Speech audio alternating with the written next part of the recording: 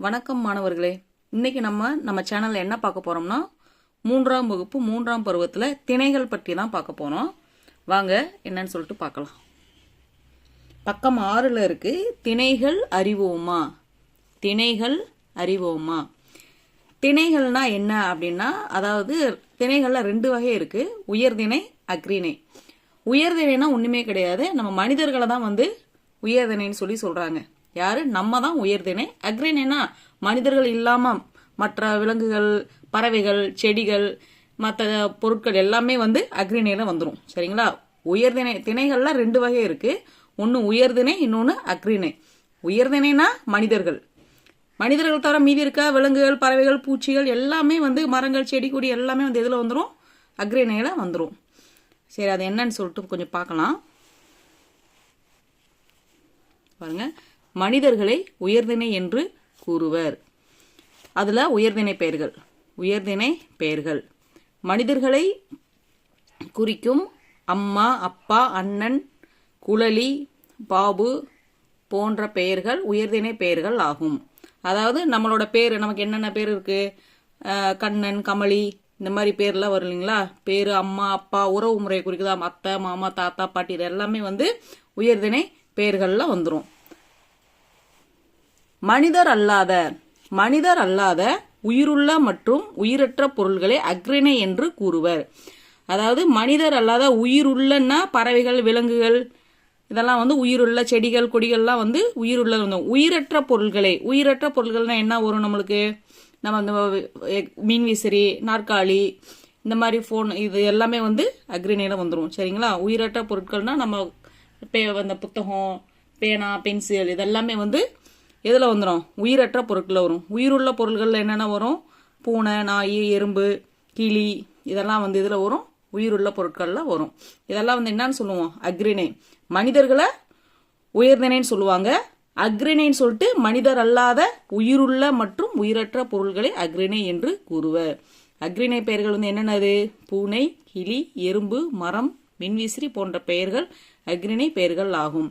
இங்க பாருங்க, அக்ரிணைன்னு சொல்லிட்டு படம் கொடுத்துருக்காங்க பாருங்க. பூனை இருக்கு, எறும்பு இருக்கு, மின்விசிறி இருக்கு, பந்து இருக்கு, கிளி, மரம், இதெல்லாம் அக்ரிணைக்கு எடுத்துக்காட்டா கூறியிருக்காங்க. உயர்திணையில பாருங்க, என்ன இருக்கு? தாத்தா இருக்காங்க, பாட்டி இருக்காங்க, ஒரு தம்பி இருக்கான், அப்பா, அம்மா, பாப்பா, இதெல்லாம் உயர்திணை, மனிதர்களை குறிக்கக்கூடியது. இதெல்லாம் உயர்திணைன்னு சொல்லிட்டு நமக்கு இந்த படத்துல காட்டியிருக்காங்க. இப்ப நமக்கு கீழே பாருங்க, படிப்போம் எழுதுவோம். படிப்போம் எழுதுவோம். கீழே ஒரு பேராகிராஃப் கொடுத்துருக்காங்க. அதுல படிச்சுட்டு அதுல உயர்திணை பெயர்கள் என்ன, அக்ரிணை பெயர்கள் என்னன்னு சொல்லிட்டு நம்ம கீழே கொடுத்துருக்க கட்டத்துல எழுதணும். நீலா தன் அத்தை வீட்டிற்கு சென்றாள். நீலா தன் அத்தை வீட்டிற்கு சென்றாள். நாய்க்குட்டி துள்ளிக்கொண்டு ஓடி வந்தது. கன்றுக்குட்டி, ஆடு இரண்டும் பேசிக்கொள்வது போல அருகருகே நின்றிருந்தன. செடியில் நிறைய பூக்கள் பூத்திருந்தன. செடியில் நிறைய பூக்கள் பூத்திருந்தன.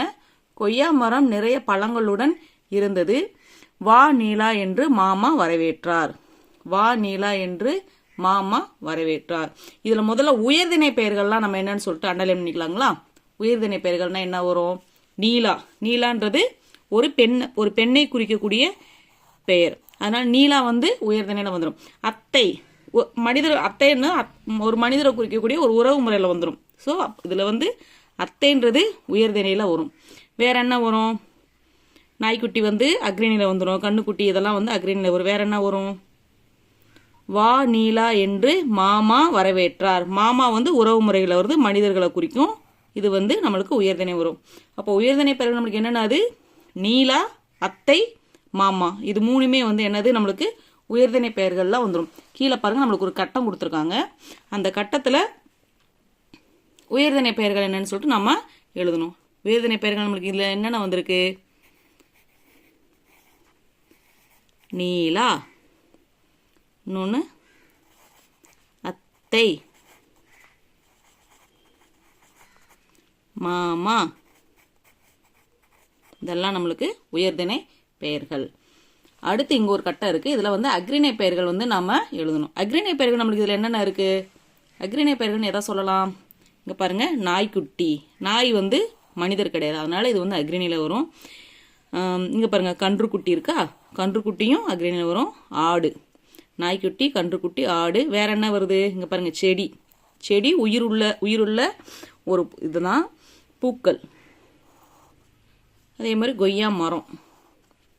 பழங்கள் கூட இருக்கு பாருங்க, பழங்கள்லாம் வந்து அக்ரிணையில் தான் வரும். சரிங்களா? இப்போ என்னென்ன வந்திருக்கு அக்ரிணையில்? நாய்க்குட்டி, கன்றுக்குட்டி, ஆடு, செடி, பூக்கள், கொய்யா மரம், பழங்கள். இது எல்லாமே வந்து அக்ரிணையில் வரும். எழுதிக்கலாங்களா?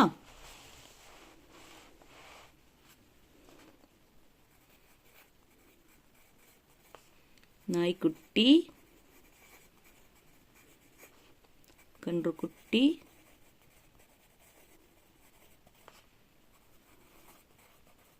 வேற என்ன வரும்? ஆடு, செடி, வேற என்ன பார்த்தோம்? பூக்கள் பார்த்தோம். கொய்யா மரம்,